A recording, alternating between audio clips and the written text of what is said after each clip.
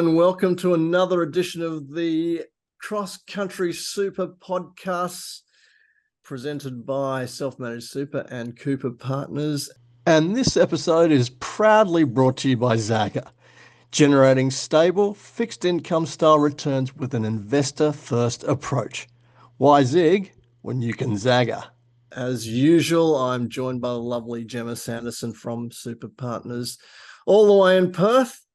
Welcome, Jemma, and it's great to have another session with you on these podcasts. What's it like in Perth right now? Oh, it's actually a bit revolting, but when you're in the air conditioning at work, you kind of can't really tell. But I think we had 2 days of 42 degrees or something, so pretty ordinary. So everyone in the pool / staying at work a bit longer, so I don't really mind. I can't tell because I sit in my office and go outside and you feel like you're in a sauna. So anyway, it's quite warm, let's just say, put it that way. Well, I'm all for the heat, and it's acclimatizing you to the to some of the conferences we'll be going to, because probably going to be quite hot and humid at those ones as well as we travel further north on the East Coast. Anyway, last time we spoke about non-concessional contributions, and I thought it would be a good opportunity to sort of carry on that conversation, but this time change our focus to concessional contributions instead. And just to be a little bit more specific, obviously, whoever viewed our past episode will know that we spoke quite at length about the non-concessional contribution bring forward rules and how they work and what the parameters around those provisions are. I thought, as a little bit of synergy, I suppose you could say, we'd talk about this time the concessional contributions, but the carry forward rules, which are very exciting, those carry forward rules now. They certainly are, and a tremendous addition to the superannuation contribution parameters. So maybe we can start by just having you walk us through what those carry forward rules actually are. Yeah, okay, no problem. So thank you for having me once again. And the carry forward concessional cap, I think, was a really great measure aimed at allowing people to top up their super where they had been out of the workforce for extended periods of time. So I'm thinking here those that had primary care for their children, those sorts of things out of the workforce, or perhaps they were ill and then they're getting back into the workforce from that perspective. But of course, it does then flow out to going back and having other opportunities. But the way that it effectively works, it's from 1 July 2018. We've had the opportunity where you can, if you don't fully use your concessional contribution cap from that time and any subsequent year, you've got the cap in the current year, but you can go back up to 5 years, but only up to 5 years where that 5th year started on the 1st of July 2018. So this current financial year, 23-24, is the first year where we've got, basically, I like to refer to it as the full whack of carry forward concessional contributions. So the current year, the 23-24 year, plus we can go back for the previous 5 years. So if we factor in what all the thresholds were over that time, it's $157,500 that people could contribute to super and claim a tax deduction for, provided they've got the taxable income for that. Now, what they also need to be mindful of is making sure that they look at what was contributed on their behalf or by them over that period of time. So any amount that was contributed, so it was a $10,000 super guarantee in the 1920 year. So that gets adjusted from that perspective. So this is the year of the full whack. And then subsequent to that, we've now got that year and the 5 years historically all fall in. But the thing with that is, if someone makes a contribution in the 24-25 year, they'll have that year's cap, which we're expecting to be indexed, and then the previous 5. So if they didn't use their 18-19 cap, but say they use their 1920, their 1819 cap falls away from being available. So they need to be careful with that. So that's sort of in effect how it works. It's also only available if your total super balance at the 30 June prior to the year that you want to use any carry forward is under $500,000, and that is an unindexed threshold.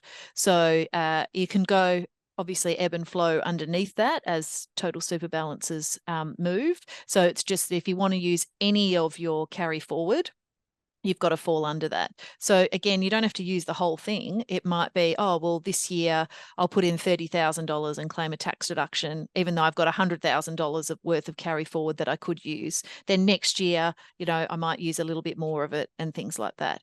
So that's effectively how it's going to work. Then we've got to go through, well, if you want to claim a tax deduction for that, if you're making the contribution personally, you've got to tick all the boxes on it being, the 290, 170 notice, that being acknowledged, all those sorts of things. Otherwise, you don't get a tax deduction for the contribution, and it will be a non-concessional contribution, which might then trigger, as we discussed last time, inadvertently trigger a bring forward period and all those sorts of things. The other trap to be aware of is that, say you did use your full whack for whatever reason, you've got it available, you've been self-employed and you haven't made any contributions to super, and you end up with a killer of a year within your business, or you sell an asset or the like and you're using it for that purpose, you need to be mindful of the operation of the Division 293 tax, because that applies to your low tax contributions. And in this case, because you haven't gone over your limit, because your limit is 157,500 or whatever your limit happens to be, then that will be hit with the Division 293 tax as that may apply. So again, just to watch out from that perspective, you might end up with that being another 15% on those contributions, depending on your situation. Yeah, again, there's hardly a situation goes by where some threshold doesn't come into it. Correct. The $500,000 total super balance. I think probably downsize is maybe the only one that, oh no, that probably that's got its own threshold. Yeah, that's right. That's got a threshold. Yeah, that doesn't get indexed. Not even downsizer. Yeah. So as with all contributions, you do have to look at these thresholds. I like the way that you describe it as we're moving into the first period of the full whack. I think no, it's a nice way to look at it, and I'll tell you why I say that is that I think that sometimes when discussions occur around the carry forward provisions, people have tended to say that, oh, you've got to use it or you'll lose it. But and it sounds like from the perspective of if you don't use something, that you're going to completely use it. But really, if it's on a rolling 5-year basis, you don't use anything. I mean, you might lose the first year that you're able to implement this strategy, but effectively you don't really lose anything apart from, and we're talking way down the track now, and we'll touch on this a little bit later, but really the only reason that I could say that you could maybe look at it to say that, oh, I've lost an opportunity there, is really in the periods of indexation where potentially if you've got the higher cap and you miss out on that, then yeah, maybe you may have lost an opportunity. But I think it's just a little bit confusing when, I've been to presentations and people have discussed this, and they are talking about making use of the first year that it came in, but they talk about it around the point of view that you're potentially losing something. But really, on a 5-year rolling period, you're not losing anything, because the provision's still there and the time frame's still there, and the caps are still there. So it's not like, I just think that's a bit of a misnomer that we've kind of been lulled into discussing, or the way that we've been discussing this provision has sort of crept in, and I just think that that's a little bit of misinformation, because you're not actually losing anything. Well, really, next year might be the year that you lose out, because your 18-19 available threshold drops away. But then if next year's cap is indexed to 30,000, then if you had 20, because back then it was a $25,000 threshold, it gets indexed to 30,000. So sure, 25,000 has dropped away, but you've got another amount here. So you're right, that rolling period certainly does help. Where you do miss out is if your total super balance at the end of a year was, $498,000, and then it ticks over. And then the following year, when you think we're going to have a good year, and then you're unable to make that contribution and be able to use the carry forward because your total super balance was over $500,000. And where people fall foul of that can be where, and I think I mentioned it last time, where it's an issue from a non-concessional cap perspective, is that they forget that they've got that insurance only benefit, or they've kept an amount in a super account just to hold their insurance, and it's 10, 15,000 or something like that, and that's sitting there not really doing a whole amount, but that pushes them over from that perspective. So that's another area. The other thing that I think is really great about the opportunities that are here. So the first one is for those people that might sell an asset and there's a big capital gain. So this is an opportunity for them to use some of those proceeds to make a contribution to super and manage some of that capital gain if that's what they want to do. Other considerations are a lot of people who are new to Australia. So they come to Australia for work. I see a lot that work in, I'm in WA, the mining state. So, they're in mining or oil and gas, and they're on very lucrative salaries, but they've got no super in Australia. And they don't have to have been in Australia or a resident over that prior 5-year period. So they could use that as a good opportunity to get a big boom into their super for that year and claim a tax deduction. And the removal of the 10% rule has made that much better. So regardless of whether it's salary sacrifice or you want to put in a contribution and claim a tax deduction, that's made that really good from that perspective. The other opportunity, which I would not expect to see very much, is where you've got young people and a distribution from a discretionary trust, and they hit 18, and you could make a substantial contribution on their to super, and they could claim a tax deduction, but they can't access their super for 40 plus years, so it's probably not that worthwhile. But you've got some opportunities from that perspective there. Yeah, I think it's a very positive aspect of the superannuation framework right now.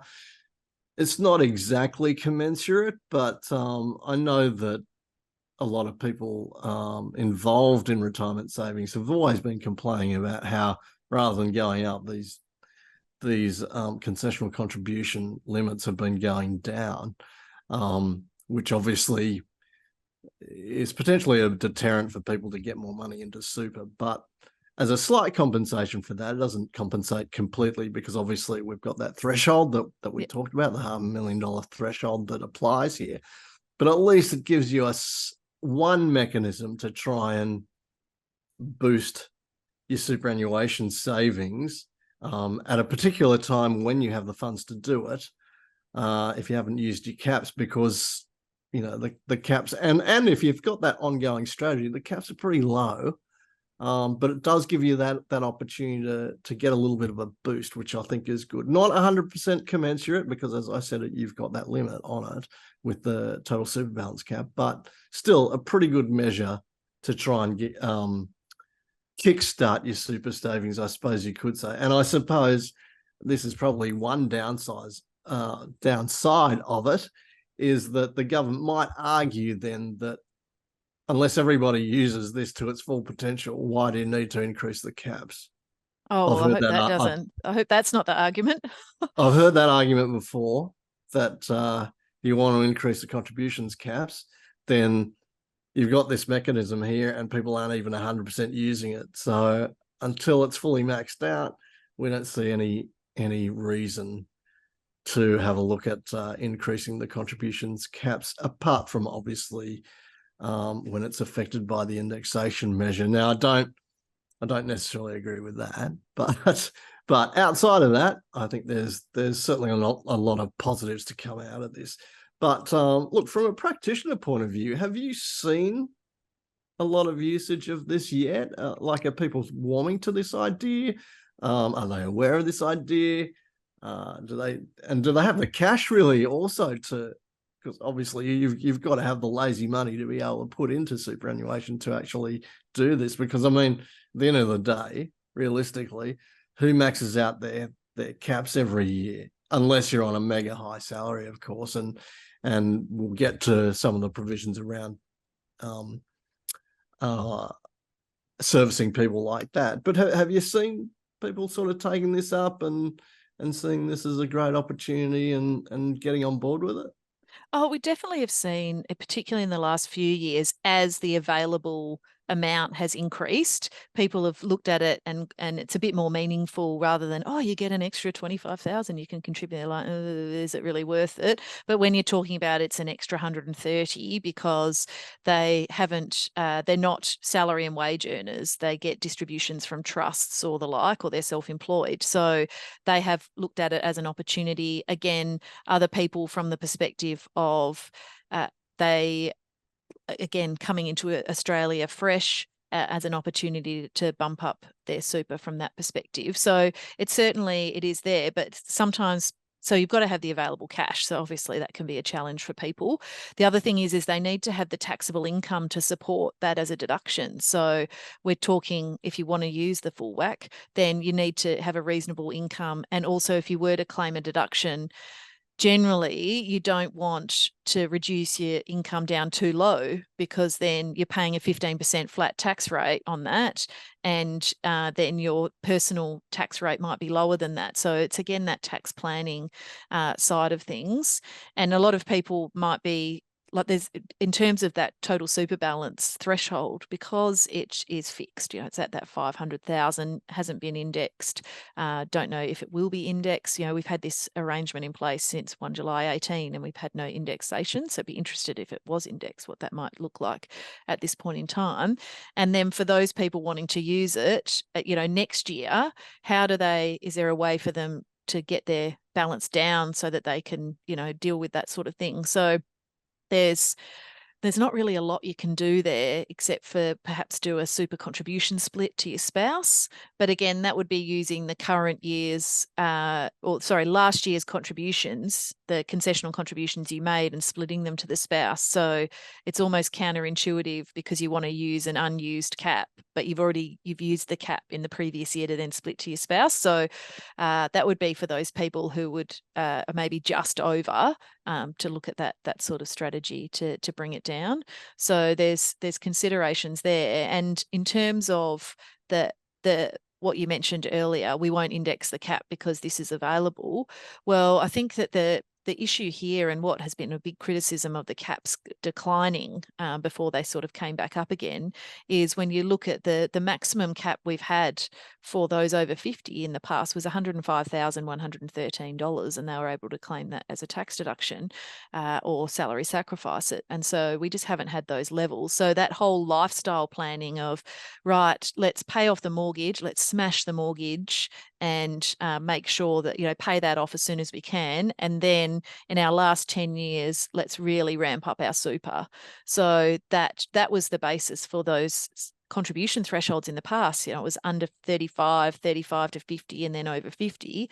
But now it's just a flat thing, reverted right back to a much lower limit. So those people in that realm are really managing that balance and the conflict of, do I pay off my mortgage more, or do I make contributions to super because I can only put in a little amount each time? So I've got to almost do it regularly in order to build up to what I want, but then I'm not paying. So that whole balancing thing. So if it wasn't indexed, you've still got those people that I think are missing out. And that doesn't, but the whole point of all of this is for people to be as self-funded as possible. So then they're not relying on the public purse for their retirement. And so having these sort of caps in place is a bit, again, counterintuitive to that intention. Yeah, well, given the current government's attitude on superannuation, I can't see the concessional contribution caps lifting at any time, apart from obviously in the case of indexation. I honestly can't see that in their plans for the future to allow people to put more money in their super this way. And speaking of retaining, well, well, touching on the subject of retaining money in super, trustees or super funds, self-managed super funds, who include children in the structure as well. These carry forward rules can also be a pretty powerful tool for the withdrawal and recontribution strategy if you're obviously eligible to do that, because you can potentially use the next generation, who are very much unlikely to have maxed out their caps, because in all likelihood they'll be on a lower remuneration package. You could probably use that to retain money in super by withdrawing withdrawing funds, and obviously making sure that the younger members then recontribute those funds to the same fund. So you certainly could. The challenge there is preservation, depending on how young the person is. For them to claim a tax deduction for any contribution, they've got to be over 18, or it's from earned income. So that isn't going to work, because if they're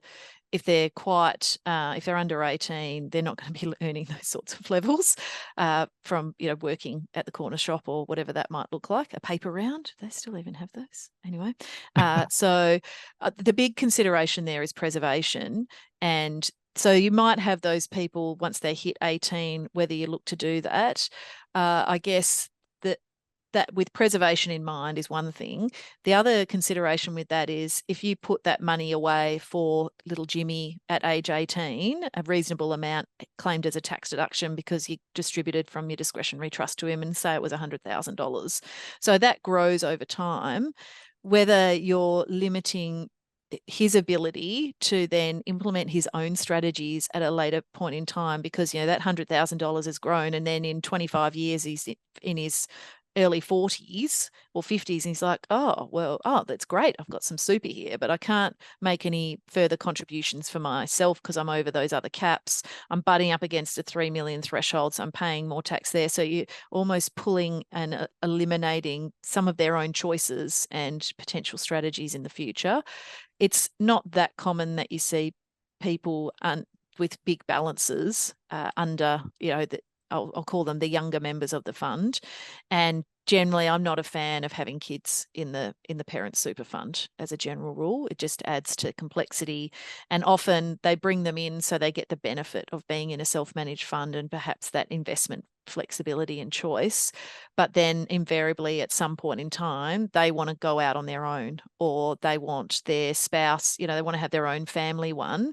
And getting people into self-managed funds is reasonably straightforward. Getting them out is always a bit painful, because you've always got leftovers, and then you need to make sure you're covering off on the trusteeship of the fund, those sorts of things. So if you can avoid it, that's my preference, is to not have your kids in the fund.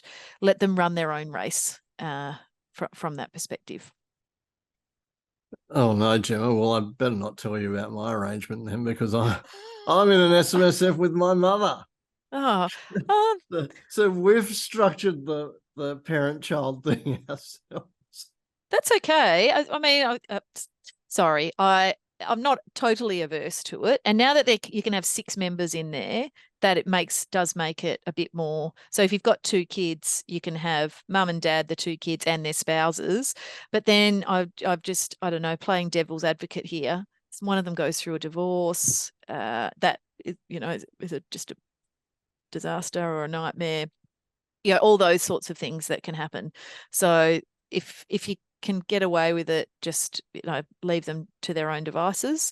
I have seen situations where it's been of massive benefit to the kids, that real kickstart of their investments, because if it weren't for them being a member of the self-managed fund, they wouldn't have had access to a particular investment that then did go up in value substantially. So that's another consideration there. But often what happens is that we see is people like, I want the money in super because I get the tax rate and all those sorts of things. And then when they see this big pot of money sitting there that they can't get their hands on because they hit a point in their life their life cycle where they want to pay off their mortgage, or they want to do something else, like, I don't know, buy a holiday house or a boat, or they're going to have children, so someone's going to be out of the workforce, and it's just inaccessible money that's sort of sitting there. So, in hindsight, obviously hindsight's a marvelous thing. In hindsight, they may have preferred to just have put that money away into a different entity or vehicle to build up that wealth that then made it accessible and a bit more flexible. Yeah, I should qualify that I was in my 40s when I joined the SMSF. So it's not like I was an 18-year-old and I had different sort of aspirations. I was well on my path by then. We're actually, it's interesting. So I know we're digressing from the main topic, but we are seeing the early 40s is a real growth area of SMSF growth. So they're a bit more engaged. I know they're still 20 years away from retirement, but they're starting to think about it. And I feel like in the non-SMSF space, the ability to log in and see what your investments are. Maybe you can't trade depending on which fund and which platform or however that works. So people are becoming more engaged, looking at it. How is a reasonable proportion of my salary? How is that performing, and what is happening there? And then taking some more control of it. So we've definitely seen an uptick in people setting up SMSFs to really embrace that and take that engagement to the next level with their investment choice. Again, I digress. Well, no, that's really good for you to mention, because I've been accused of being a laggard by certain people before. So I'd like to think that I'm actually an early adopter as far as this goes, because I was in my 40s when I joined Mum's SMSF, or we set the SMSF up together. So very happy about that. I suppose one of the pitfalls is not to try and get too funky with that if you're in that younger bracket. I know I've been told of instances where, people want to set up a mate's SMSF, which is obviously fraught with danger. But I think the thought process behind that is that some people get a little bit excited to say that if we pool our funds, we could buy an investment property, which probably takes you even down a deeper rabbit hole and a darker rabbit hole, because if there's a falling out, property's a pretty clunky asset. That could lead to catastrophe, really. Well, I think there's a lot of the 40-year-olds are coming armed with a bit of research and are a bit more informed about how an SMSF works. They have had the benefit of 20 years of being in the workforce and those regular contributions going in because of super guarantee. Where we're seeing, the barbecue talk is what I see, or having to talk people out of setting up SMSFs. They're like, oh, my mate told me I can borrow and buy a property and all this sort of stuff. It's like, okay, what sort of money are you talking about? Oh yeah, I've got about 50 grand and my missus has got 30 grand. We've got 80 grand. Let's do it. And it's like, okay, by the time you set it up, stamp duty, all the costs, the sort of property you can buy, it's not worth it. So, bless their little cotton socks. They're trying to, they're being engaged and they're looking at it. But I feel like, that mother hen sort of saying, look, it's not appropriate for you to have a self-managed fund, and what you'll end up with in terms of that asset is, perhaps not going to give you what you're after. But anyway, it's nice to see people taking on that engagement more and more. And with the fact that super guarantee really kicks in, there's no longer that lower income threshold. It's kicking in early, and people, I've got to have super. How do I spell that again?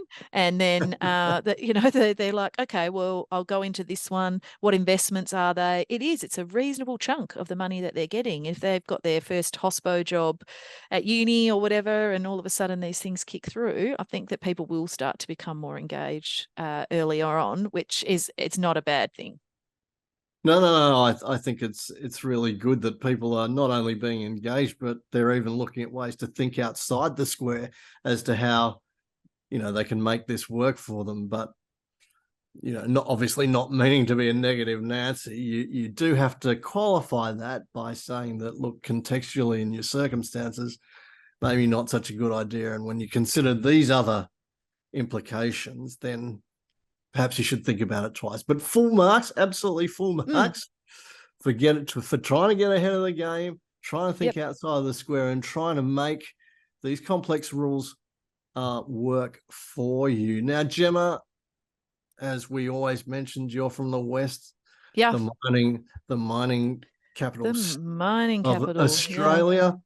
You did mention obviously the inflated salaries of the mining industry there, and there are certain rules around that also with these concessional caps, whereby there's provisions to make sure that they don't exceed their cap limits based purely on their salary. I'm using that as an example. A lot of people do cite Perth and Western Australia as having individuals in this situation for that very reason. But of course, there's the medical profession and all of these other high-paying jobs as well. But so what are some of those rules, and what do people have to do in order to make sure that they don't exceed their limits just simply because they're on a high salary?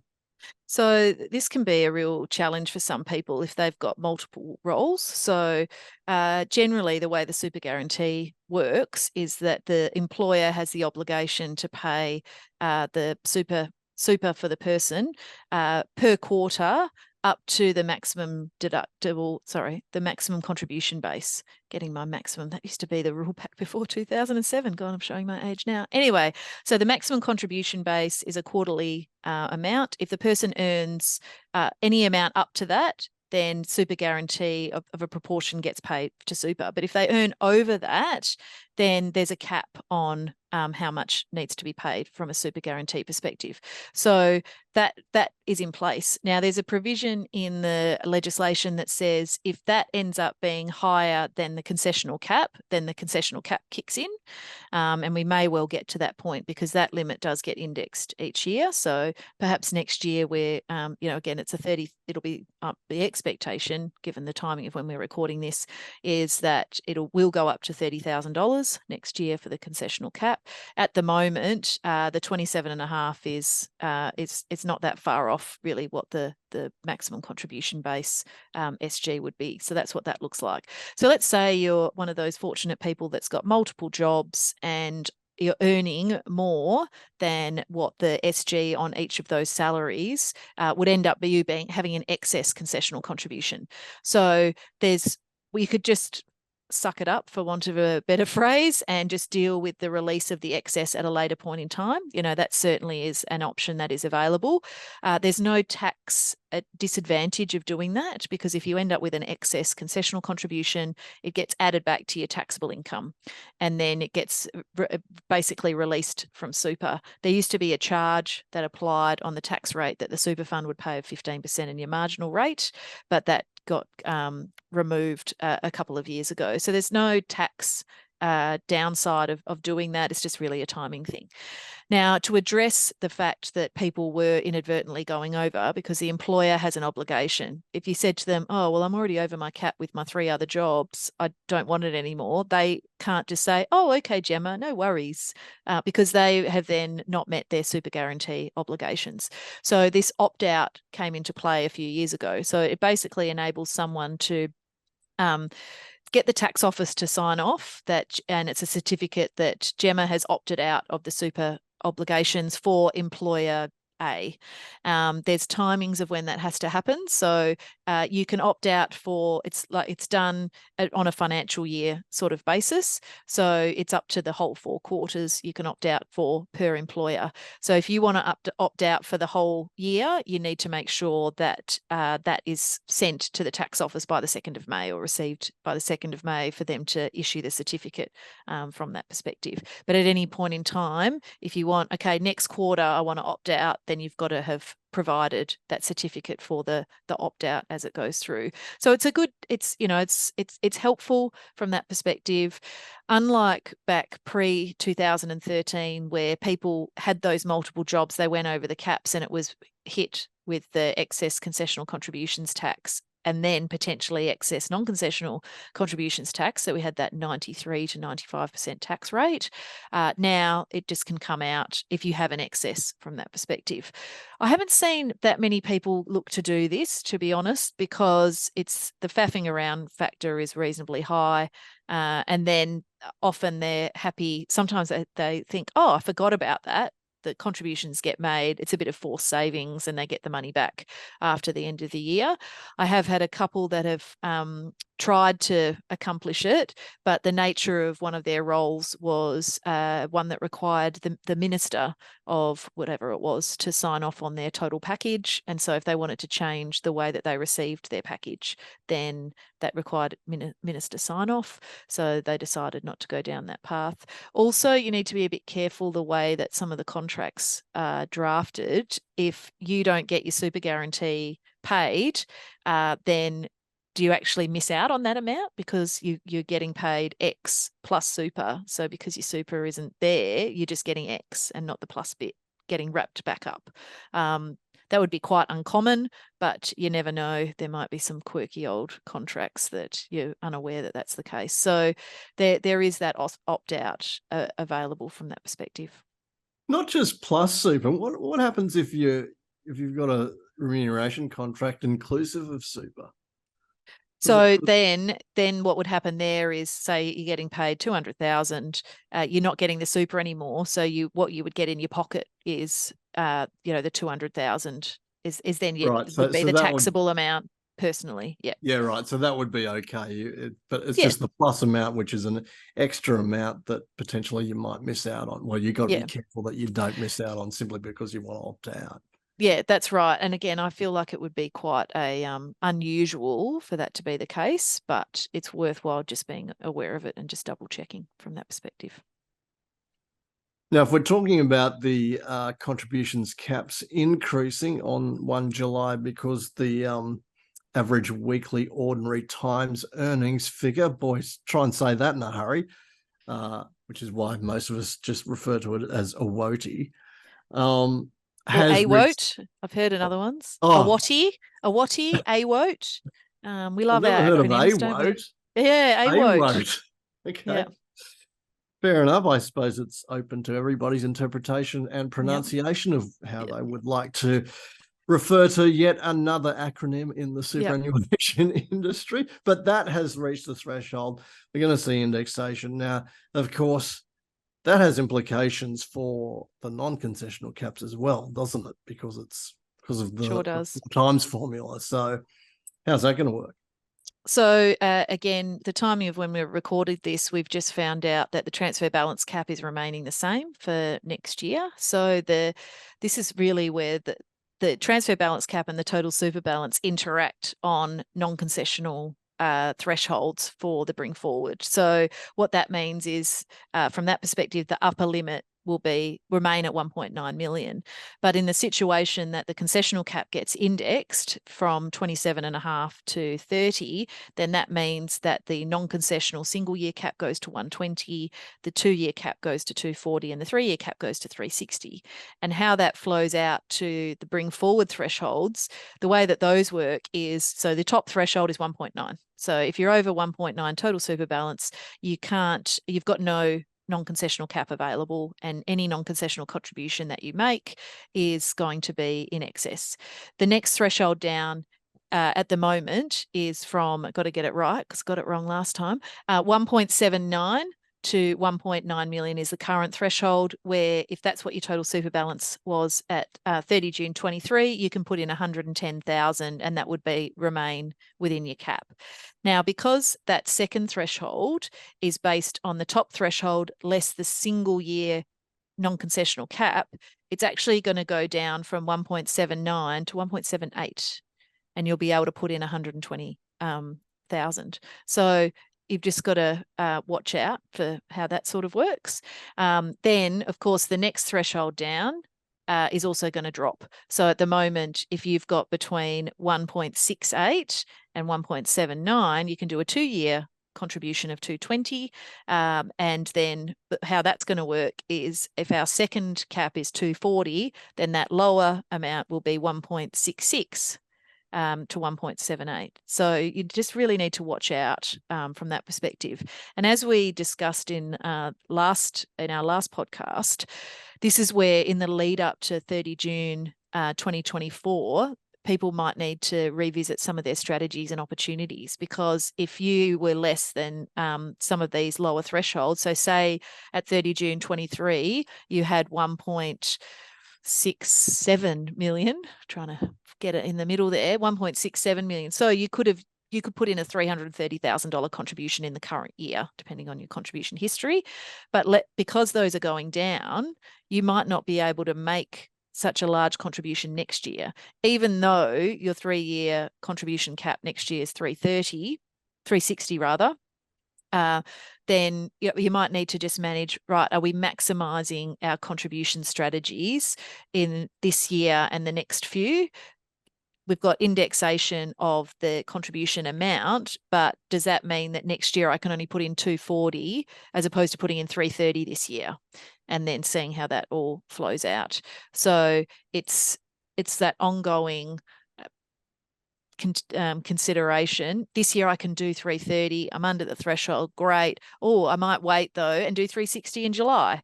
But if you're very close to what those caps are, if you're going to knock up against those caps at 30 June 24, then you might want to make the contribution this year. And now that we've got the ability to make non-concessional contributions all the way up to age 75, that can make it a bit more palatable in terms of saying, right, well, if we put that in, okay, that triggers a bring forward, but we've still got time if we're, in our late 60s or something, to still top up later if that's how things decide to fall out. Yeah, it's very typical, isn't it, Jemma? Whenever we talk about indexation and the moving of the caps potentially at the beginning of the next financial year, you're always having discussions, or strategies are always coming out about what the appropriate timing is for you. Can you take advantage of the high limits by potentially postponing what you'd like to do right now because it will work for you? But then again, as you say, there's other considerations to take into account where that might not actually work for you. It's never black and white, is it? No, it's not. Keeps us all in a job though, Darin, which can be helpful. But like as an example there, it might be, right, well, I want to fall below the cap. So if you're eligible to, do you take a bit of money out to be able to use a higher cap next year? What does that all look like? Is it, I'm close on this. Can I do 110,000 and then 360 next year? But is it not 110? It's a bit less to make sure that you can do your 360. So it's just managing how all of that works. And we're talking here the people that are butting up against those thresholds. And even then, what is indexed, what isn't indexed, it's all very confusing. And the other thing is the triggering of like using your downsizer. You don't want to use that and make that contribution too soon. But I mean, that's subject to its own timings that you need to sort out. Small business CGT contributions, when do you make those? Does that limit your ability to do other things? So it's all, we can't put our blinkers on and just be, in the tunnel. We've got to, have a glass-sided tunnel to be aware of all the other bits and pieces. I just love that. I mean, back in the Peter Costello days, some of these reforms were called simpler super. There's nothing simple about any of these rules, are there? I mean, indexation is probably a fairly basic concept. I mean, basically, it's just building in a factor to make sure that the CPI doesn't erode, or inflation doesn't erode the value of your money and your ability to get more money into the fund potentially. But I mean, it's ridiculous. The transfer balance cap is based upon the CPI figure. CPI figure's been released, and it didn't reach the threshold, so the transfer balance cap doesn't go up. The concessional contributions caps are based on a WOTI or a WOT, or whatever you want to call it. A WOTI, I forgot the third one, or whatever you want to call it. And of course, that moves in a completely different direction. It's not necessarily in synergy with any of the other measures. And even when we get an indexation factor for the transfer balance cap. The way it's implemented is a nightmare because, after the first round of indexation that we had for the transfer balance cap, then you had to introduce this notion of a personal transfer balance cap versus the general transfer balance cap. And look, to be able to keep on top of all of these different thresholds, we've already mentioned total super balance, $500,000 for the carry forward, not indexed. I mean, you're really up against it, I think. And I just think that indexation is as I said before, it's a pretty straightforward concept. Boy, it's an ongoing. I know a lot of the industry bodies have made many submissions on the well, there's just no consistency. So the downsizer doesn't get indexed. It wouldn't be that much of a drama to index that in line with the 3-year non-concessional cap. The total super balance for the carry forward concessional doesn't get indexed. It's interesting, the CGT cap upper limit, which is about 1.7 million at the moment, if you're eligible under the 15-year concession effectively, that gets indexed. But the CGT retirement exemption of $500,000, I don't think I've ever seen that indexed. That's been at $500,000 since I've been in the industry, which is, a couple of decades now, which makes me feel old.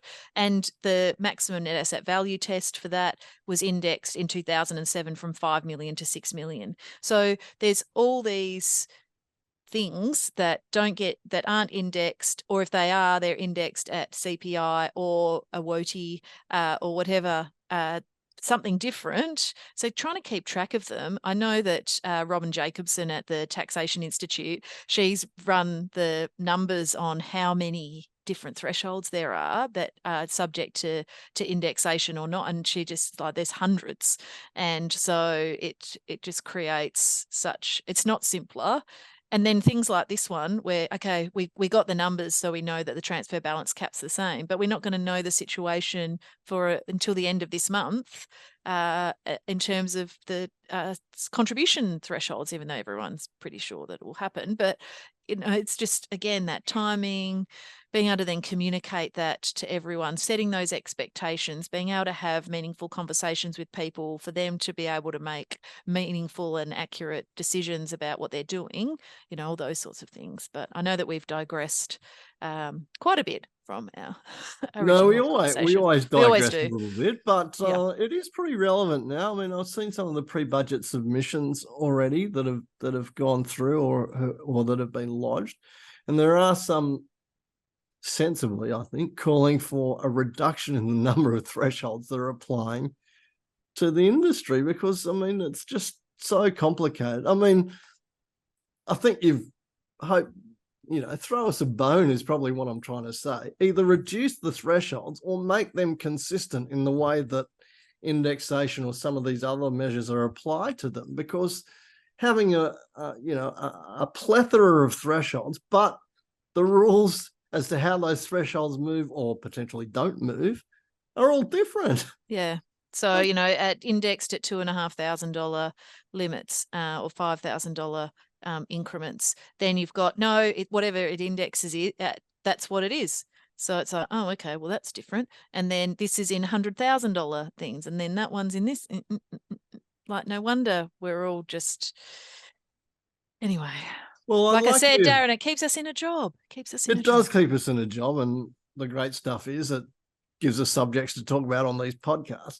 Totally. I'd actually like to be a fly on the wall and whenever they discuss these things, because I'd just be really interested to see whether or not they just do it from a piecemeal perspective. Obviously, if you look at it from a piecemeal perspective, you're not going to be having a discussion where you're talking about the threshold for the carry forward rules versus the threshold for transfer balance cap. Do they look at these things in complete isolation, so that they're just siloed elements of the superannuation system, and never do they see the macro picture and say, oh, hang on, maybe that's not such a good idea, because this is adding so much confusion. I mean, as everybody knows, I write about this on a daily basis. I can't keep up with. I mean, I'm not a technical expert, obviously. I'm just writing about the subject, but I struggle to keep up with what all the rules are. When someone presents on something, you've got to go back and have a look at, how does that work again? And there's been a couple of opportunities where that consistency could have been achieved. So when the big changes came in, firstly, simpler super back in 2007. So that's where some of these indexed at AWATI, indexed at CPI, then transfer balance cap, that was 2017. That was one piece of legislation that covered all the things. But again, you've got CPI and average weekly ordinary times earnings. So there's been opportunities for that to happen. I guess I'm with you. Like, being a fly on the wall would be quite interesting. It reminds me, there's a chap on social media who has hit the back and forth of the guy who invented tennis, and then he's, so they're doing this. No, that's ridiculous. Why would you do it that way? This is how it works. And then anyway, I feel like it's almost akin to that. So should we index the carry forward concessional contract? No, Darin, don't be ridiculous. Why would we do that? Well, we've indexed all the other thresholds, so it doesn't matter. Let's carry on. So anyway, we've got to work with what we've got, and at the moment, at least we know that the transfer balance cap is remaining the same. So how do we then manage that this year and next year with the contributions? And that means next year, back to our original discussion on the carry forward concessional, next year will be 30,000, and then we'll ratchet back with the current year 23-24 at 27.5, the 27.5s, and then there might only be a few 25s still left over. So then 18-19 will fall away on 1 July 24 for people wanting to use their carry forward concessional cap. Yeah, maybe we should just conclude on the fact that they're consistent in their inconsistency about the treatment of these thresholds, which is not what any of us want. We would rather see sensible consistency in the true sense of that word. Anyway, we touched a lot upon this last time when we talked about the non-concessional caps and the ability to make contributions and the change to the work test. You spoke a lot about the work test and how that's obviously changed things around and opened up strategies for other people. But when it comes to deductible contributions, there is still a work test trigger, isn't there? Yep, absolutely. And that's for those who are over 67. They've got to meet that work test, which is 40 hours of gainful employment in a consecutive 30-day period in the year they want to claim the deduction. So that could be someone who wants to use the carry forwards. They don't have to be young.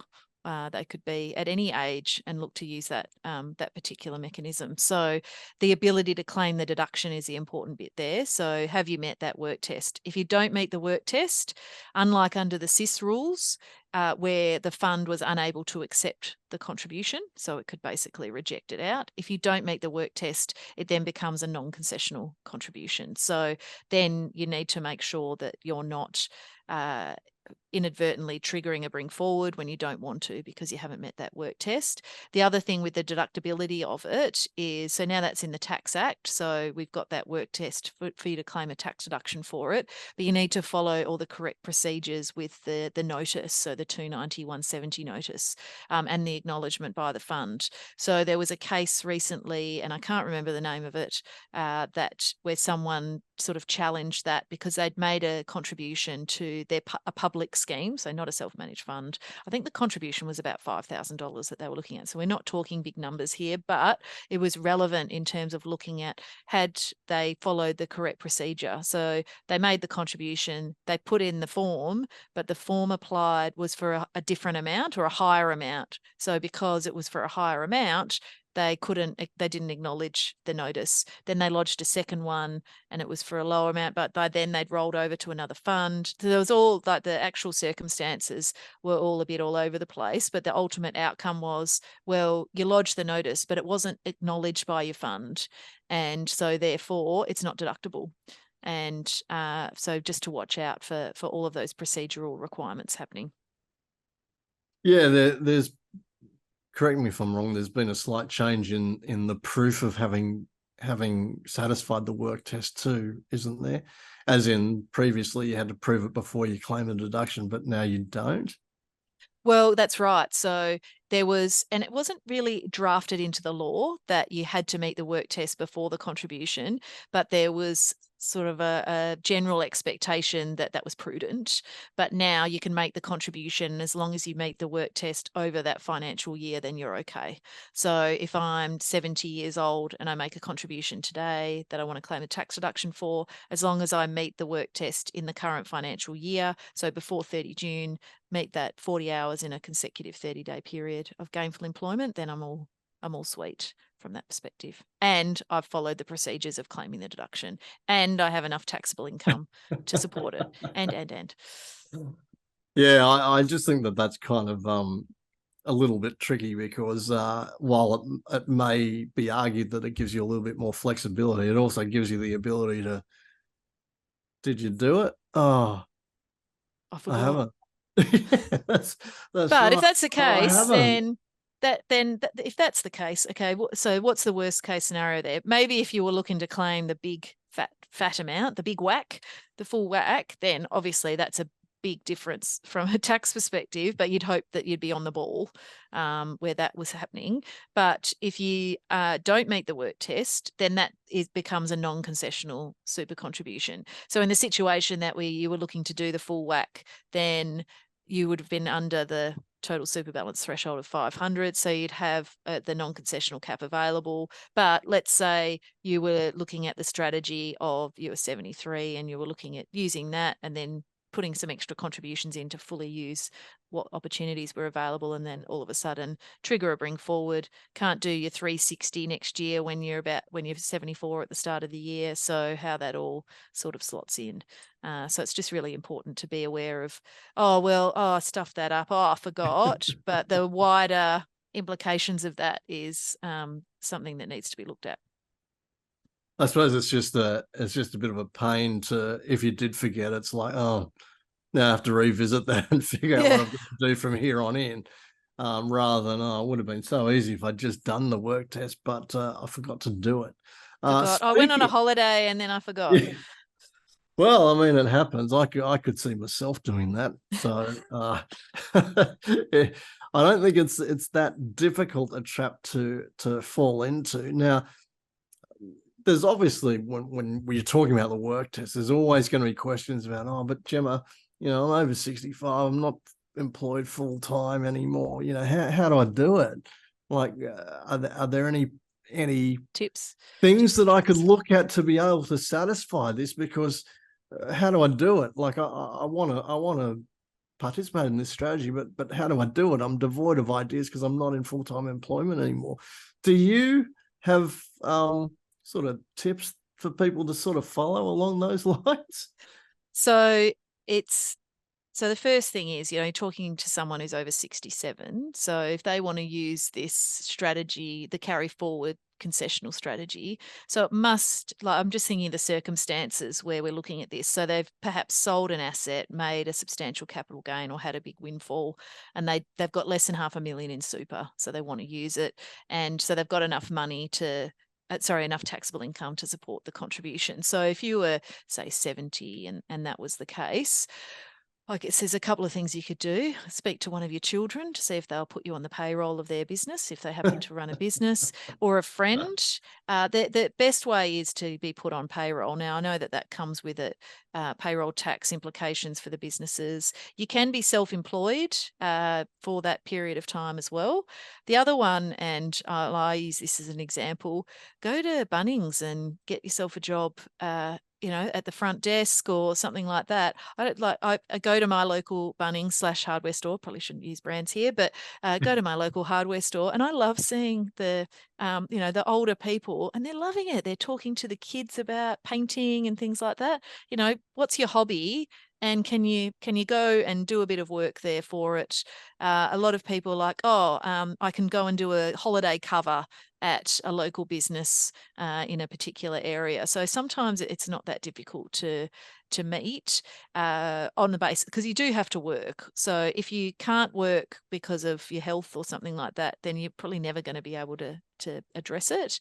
It's just coming down from, because it's now that tax tax side of things to manage. But again, a lot of people, when I say, well, you're 68, 69, 70, you do need to meet a work test to do that. What does that look like for you? What can you do? Oh, that'll be easy. I can go and do this, this, and this for my kid or my friend or around the corner. Or actually, I am already working a couple of days a week, doing this, that, and the other at the local wherever, local sporting club. Oh, but you're not getting paid for that. Oh, I'm not. But you know what? I can ask them and they probably will pay me. So then that can get you over the line if that sort of thing is going on. Yeah, I suppose that's the thing to consider. You mentioned that you could be self-employed to meet the threshold, or to meet the requirement. But I've got threshold in my brain now. but you do have to be conscious, obviously, of it being legitimate work. That's right. And obviously having that pay record and those sorts of things to be able to have proof that you've actually done it. I mean, otherwise people can make up all sorts of ideas. I can do that. I'll mind my grandkids for a few hours every week. You got to get paid. You got to get paid. Keep a logbook. One of the good ones, I don't know, I see it all the time on the local community pages on social media, looking for a gardener, or I'd like to do some gardening. Again, if that's what you love to do, then go and do some gardening around the local neighborhood, get paid for it, those sorts of things. I know they sound a little bit flippant, and just go and get yourself a job. It can be a bit more challenging for others. But again, if you're talking, the benefit of doing so is that you can make a contribution and claim a tax deduction and have that amount taxed at only 15% than your marginal tax rate, then it's worthwhile exploring that. And the more, I don't want to say legitimate, but I did already. So if that can be all above board, you're on the payroll, then there's no question about whether or not you've met that work test. Yeah, I know one of the suggestions some people make is maybe you could seek to work on the polling booths on election day. It's probably not. Or the other one is the invigilators at the universities. That's another one. So they stand at the front and watch. They're like the exam supervisors, but their technical term is invigilator. So that's always another job. Yeah, polling booth. But doesn't take long for you to get to your 40 hours if you're working on a polling day and you're getting paid for it. So obviously the only thing is then you've got to coordinate the timing of when you want to make that contribution. Yeah, an election year of some description, be it state election, federal election, or whatever, or even a local council election, I suppose. But that would be a little bit restrictive. What was the name for the supervisor again? Invigilator. Well, there you go. I think I've learned something new again today. Invigilator. Probably spell it, but poorly, like INVIGILATOR.